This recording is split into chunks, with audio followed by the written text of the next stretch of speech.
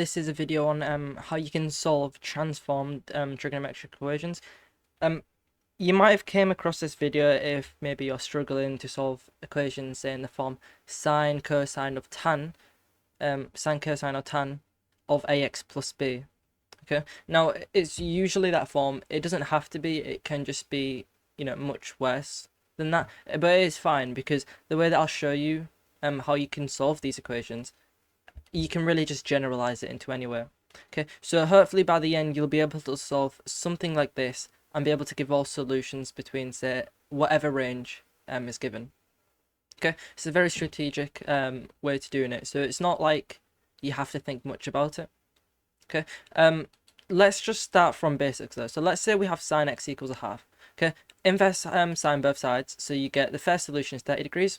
Okay, this solution here is called the principal solution. Now I've put an S here because there's another one, right? Remember that because of the way that the sine graph looks, the other solution will just be and principal solutions mean just the solution in the first period, this being the first period for sine. Okay, we have the first one here at 30, okay, but that goes across because, when y equals a half, right, here, we've got another solution here, right, and that'll just be 180 degrees, take away 30, which is 150. Okay, so basically for sine, if you have one solution, okay, to get the other principal solution, you do 180 degrees, take away that, and you'll get 150. Okay, and that's also a principal solution. So you've got two principal solutions, and this is generally what you're doing. Okay, that's just for the first period. Okay, this is assumed knowledge. I'm assuming you know how to do this for cosine graph and tan graph, and for the tan graph. Okay, it's not too difficult, this part. I'm hoping you understand this. I can make a video on it if people ask for it, but I'm sure you'll be fine on this. Okay, otherwise you'd be watching a video that goes over more basic things. Okay, so for this one here, okay, we've got x equals 30 and x equals 150, as we've said. Now I've increased the size of the graph. I've just taken this image off Google.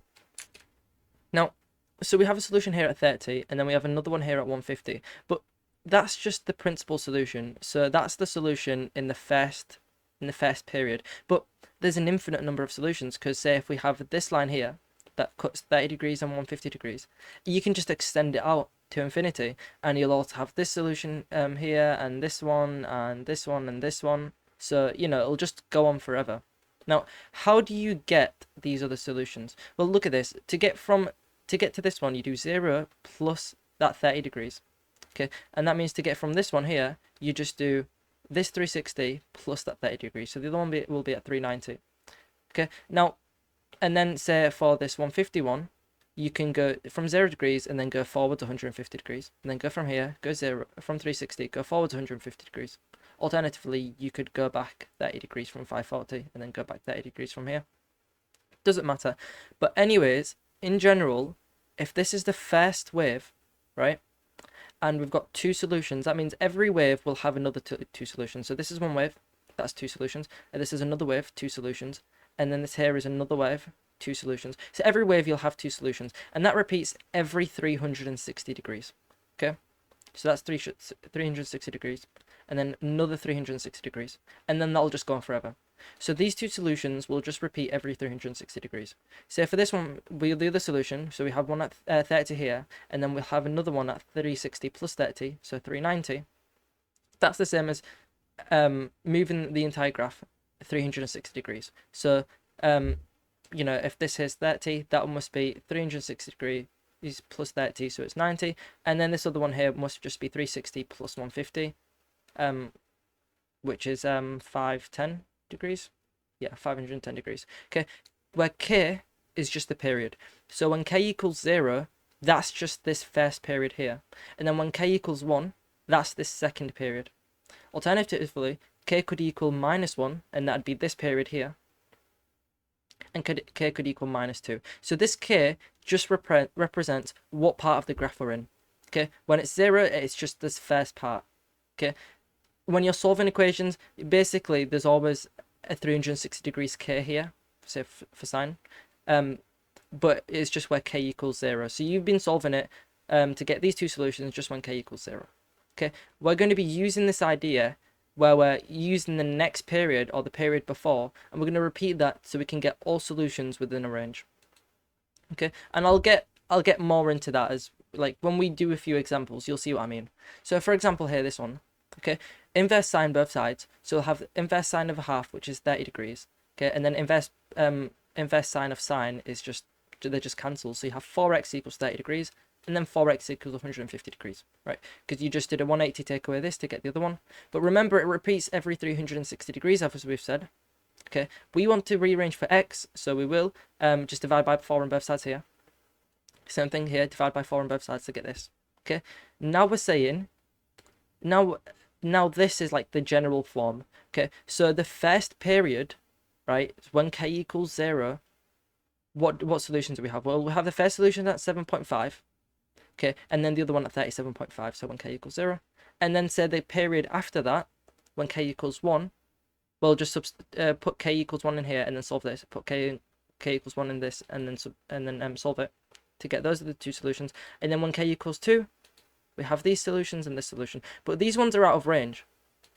Okay, that tells us that the graph, right, it has two solutions in the first period, and then it has another two solutions in the next period, and then all the periods after that, it doesn't have any solutions within our range, right? Okay, so the only solutions for this within this range is this, this, this, and that. Okay, let's try a different one. I will show, I'll explain it a little bit more later on as we get into it. Say this one here, between this range. Inverse sine both sides, so this is 60 degrees, and then this is 2x plus 30. And then the other solution, 180 take away that, which is 120, and then add the period on, okay? And then rearrange for x, so take away 30 degrees, so you have 2x equals 30 plus 360 degrees k, and then divide by 2 on both sides to get x equals 15 degrees plus 180 degrees k. Do the same thing for both. And then just do the exact same thing. So when k equals 0, so the first period, what solutions do we have? Well, we have these two. When k equals 1, the period after that, what do we have? We have these two solutions. When k equals 2, the next period, we have these two solutions, but those are not in range. But remember, the sine graph goes forwards, right, into infinity, but it also goes backwards into minus infinity, right? So k, remember, we said could equal -1. So that's, instead of the graph going forward, that is going backwards. What solutions do we have when we're going backwards that are within this range? Well, let's check. When k equals -1, what do we get? Well, we get these two solutions. When k equals -2, we get these two solutions. When k equals -3, we get these two solutions. And then we'll realize, well, these two are not in range, so we can just cross them out. Okay, that means all the solutions we have is this, this, this, this, this, this, this, and this. So those are all the solutions within that range. Okay, hopefully that makes sense. Maybe just pause and think about it for a little bit. Cosine this here, okay, inverse cosine both sides, okay, so 90 degrees, and then 360 take away 90, right, because it's cosine, that's the way it works. Okay, cosine, how often does that repeat? Every 360 degrees k as well, right? If you just imagine the graph, and then you draw, when you're drawing it out, every 360 degrees you're drawing the same thing. Okay, now rearrange for x. Same thing for the other one. Okay, and then we'll do the exact same thing. When k equals 0, what do we have? These two solutions. When k equals 1, we have these two. Are these two within the range? No, they're not, so cross them out. Now let's see. When k equals -1, are the solutions we have within the range? Yes, they are, so we'll keep them. When k equals -2, we have these two solutions. Are they within the range? No, so we stop. Okay, we have, and that means we have these two, and these two solutions. So we have these 4 solutions. All right, and if you have a look at this, these two solutions are just the minus versions of these ones. Well, these ones are the minus versions of these ones, should I say? That makes sense, because if you imagine the cosine graph and say you have, ignore the pi, that's just radians. Imagine it was just in degrees. Say we have a solution here at like 60 degrees. Well, the other one is just going to be flipping it on the other side. So it makes sense because it has the same y coordinate, right? Because it's not moving up or down, but it's only being reflected in the y-axis. So it makes sense that the other solution would just be the negative version. So that's when k equals -1 here. And then this here is when k equals 0. Okay, tan graph now. Inverse tan both sides. This here will be 30 degrees. 3x plus 12 equals 30 degrees. Now let's have a look at the tan graph. How often does that repeat? Well, you should know that it goes from here to here, right? So it repeats every 180 degrees. Imagine this says 90, imagine that says 180. Sorry, yeah, it goes from here to here, sorry. Okay, now how many principal solutions does it have? Now, remember, principal solutions, we said, were the solutions within the first period. Our first period is from here to here. Now, for any value that you have, say, this one, maybe x equals like 45 degrees. Okay, go across. Do we have any solutions within our range? No. This one here, everything to this left side of this y-axis is not within the range, because remember the principal solutions is in the first period. Now maybe to the right of it, well, when we get to here, we've finished the period, the principal range, so the other solutions would be out of it. So it only has one solution within the principal range, so we don't have to do 180 take away this or 360 take away this, because it only has one solution, right? But remember, it repeats every 180 degrees, right? Makes sense. This here plus 180 degrees, you'll get this. Ignore all the bottom, and then say this here plus 180 degrees, you'll get this. Similarly here, this plus 180 degrees, you'll get this, and then this take away plus 180 degrees, you'll get this. Okay, so it repeats every 180 degrees. Same thing here, take away 12 from both sides, divide by 3, you'll get this. Okay, now we can just check. Okay, let the value k, let the variable k just vary. When k equals 0, what solution do we have? Well, we have 6. When k equals 1, what do we have? We have 66. When k equals 2, 126.